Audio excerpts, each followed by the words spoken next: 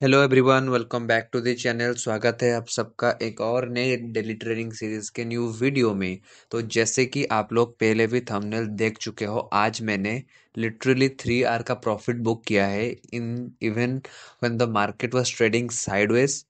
इनमें से एक मेरा स्विंग पोजीशन था जिसमें मेरा 1 आवर का प्रॉफिट हुआ है, और बाकी के 2 आवर मेरे इंट्राडे में प्रॉफिट हुआ है। उसके बारे में मैं आपको डिटेल में बताऊंगा, तो चलिए वीडियो में आगे चलते हैं।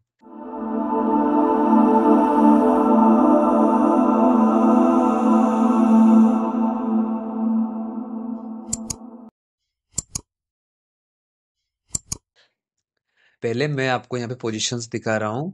ये बजाज एमआईएस में जो जो आप देख रहे हो, ये सब मैंने इंट्राडे लेवल पे लिया था। और सीएनसी में सनक्ले में मेरा एक पोजीशन बना था स्विंग में, जिससे मैंने 1 आवर पे एग्जिट कर लिया। बाद में वो 2 आवर तक गया था, लेकिन मैं ज्यादा लालच ना रखते हुए और मार्केट अभी जिस सिनेरियो में ट्रेड कर रहा है उसको आंखों के सामने रखते हुए मैंने इसे 1 आवर पे एग्जिट कर लिया। That's called a happy profit. Okay, now coming on to next 3 trades, those are in MIS। यहाँ पे बजाज फिनसर्व है, ग्लेनमार्क है, सन फार्मा है, और बाकी आप एक न्यू स्टॉक देख रहे होगे, that is persistent. I am currently holding. इसे मैंने 3 बजे के आसपास खरीदा था for BTST purpose.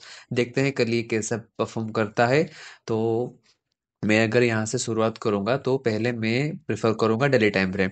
Daily time frame में अगर आप देखोगे तो यहाँ पे एक ग्लेनमार्क फार्मा में मुझे एक मतलब काफी अच्छा सा ब्रेकडाउन देखने को नीचे की ओर मिला है। यहाँ पे देखो, इतना बढ़िया ब्रेकडाउन देखने को मिला है। और अगर आप देखोगे तो प्राइस ने यहाँ पे क्या किया है ना, प्रीवियस डे का जो लो था उसको प्राइस ने लिक्विडेट किया है।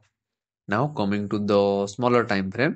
ओके, यहाँ पे था हमारा कल का लो। ओके, कल का लो प्राइस ने यहाँ पे इसे क्लियर कट लिक्विडेट किया है। यहाँ पे एकदम ही नीचे स्पाइक मार के यहाँ से एक अच्छा ब्रेकआउट प्राइस ने हमें दिखाया।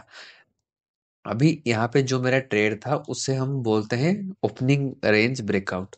ओके, ओपनिंग रेंज ब्रेकआउट क्या होता है ना, जब भी आप देखो प्राइस क्या करता है ना, पहले 5-10 मिनट एक मार्केट खुलते ही पहले 5-10 मिनट अगर प्राइस यहाँ पे एक रेंज में ट्रेड कर रहा है, रेंज मतलब मान लो कि पहला कैंडल रेड बना।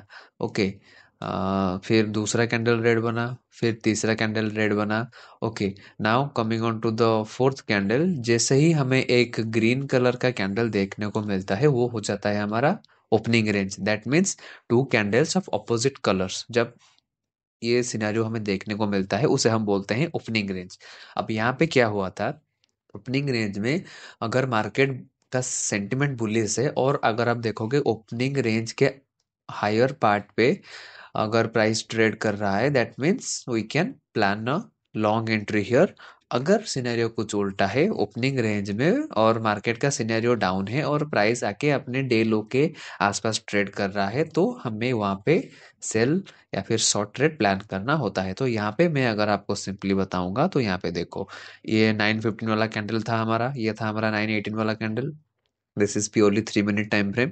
ओके, यहाँ पे अगर आप देखोगे तो ये हो जाता है हमारा ओपनिंग रेंज। ओके, जैसे कि मैंने बताया था, मार्केट का सेंटिमेंट अगर पॉजिटिव रहेगा और हमें स्टॉक अगर ओपनिंग रेंज के आसपास ट्रेड करने को मिलता है तो वहां पे हम लॉन्ग ट्रेड प्लान कर सकते हैं। अभी यहाँ पे अगर आप देखोगे तो अच्छा खासा ब्रेकआउट यहाँ पे मिला है, लेकिन द पॉइंट इज अगर मैं यहाँ पे ट्रेड लेता और स्टॉप लॉस मेरा लगभग चला जाता 2.4% का ना। इंट्राडे में इतना बड़ा स्टॉप लॉस मैं प्रेफर नहीं करता और करना भी नहीं चाहिए। इंट्राडे में आप ज्यादा से ज्यादा 1 या फिर 1.5% का रैली आप अगर मतलब हैप्पीली अगर कैच करते हो तो that is more than enough. और वहां पे मैं अगर 2.45% का या फिर 2% का एसएल लेता हूँ तो रिस्क टू रिवॉर्ड मेरे फेवर में नहीं होता है। तो मैं वेट कर रहा था अगले मतलब जैसे ही प्राइस भागता गया और एक पुल बैक देने के बाद हमें फिर से यहाँ पे एक ब्रेकअप स्ट्रक्चर देखने को मिला। मैंने यहाँ पे ही मेरा एंट्री बनाया था with putting a stop loss below this green candle. और यहाँ पे प्राइस तो गया था ऑलमोस्ट 3 आवर के आसपास, लेकिन मैंने यहाँ पे 2 आवर पे easy profit, small profit, quick profit लेके ये देखो प्राइस एकदम ही वन डायरेक्शन अपने टारगेट की ओर गया है, तो मैंने यहाँ पे 2 आवर पे इससे एग्जिट कर लिया था। बाकी के सारे ट्रेड्स में भी लॉजिक सेम था। That is the next second one is our Bajaj Finserv. Okay, Bajaj Finserv में भी अगर अगर आप देखोगे तो यहाँ पे प्राइस ने क्या किया है ना, अपने प्रीवियस डे हाई को ब्रेक करके ऊपर जैसे ही निकल रहा था, मैंने तुरंत ही वहां पे एक लॉन्ग पोजीशन एंट्री बना लिया, क्योंकि मार्केट तभी बुलिश था।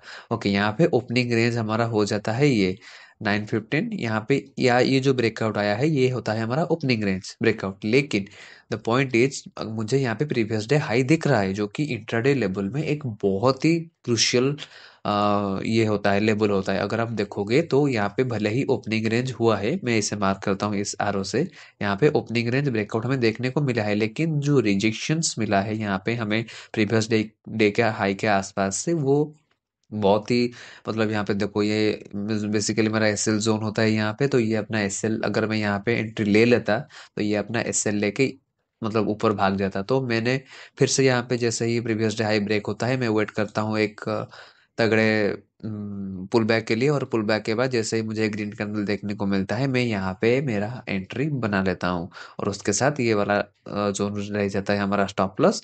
और यहाँ पे मैंने इससे क्विक एग्जिट किया था, क्योंकि मार्केट तभी से अपने उल्टे डायरेक्शन में चलने लगा था, तो यहाँ पे लगभग 1 आवर के आसपास प्रॉफिट हो रहा था।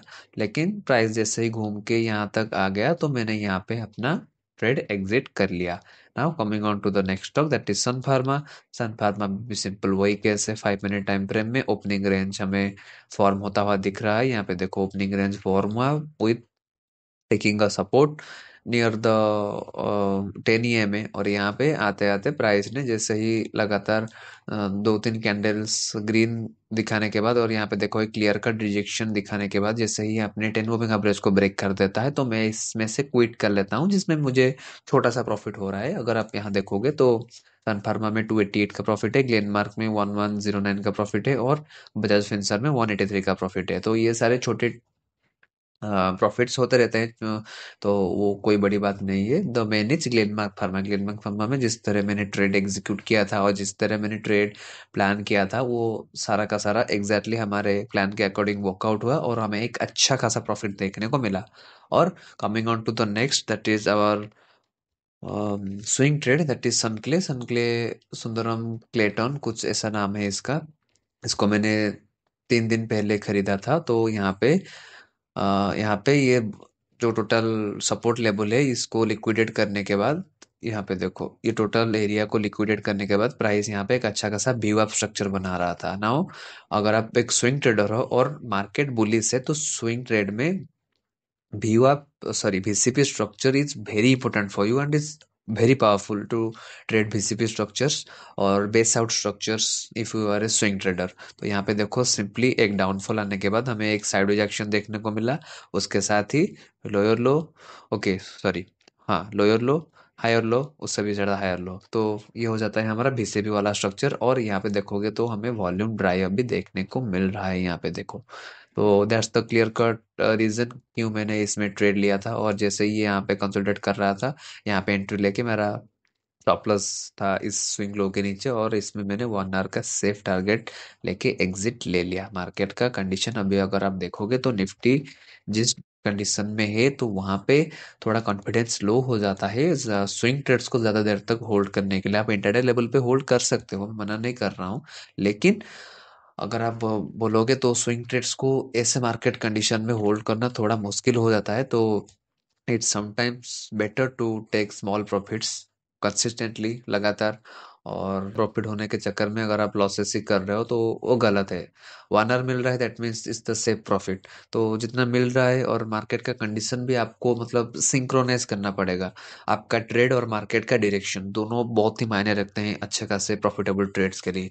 अगर आप मेरा पिछला मतलब 2 हफ्ते पहले मैंने डाला था, जो मंथली मैंने 10 to 15% ROI मार्केट से निकाला था, वो तभी मार्केट इस फेज में था। इस फेज में लॉन्ग ट्रेड्स काम कर रहे थे, लेकिन जैसे ही मार्केट इस फेज में आने लगा, तो लॉन्ग ट्रेड्स काम करने नहीं लगे। तो वो आपको समझना पड़ेगा।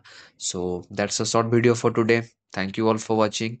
That's about today's video, and आशा करता हूँ आपको अच्छा लगा होगा और बहुत सारा चीज़ सीखने को मिला होगा। तो चलिए अगले वीडियो में मिलते हैं, तब तक गुड बाय।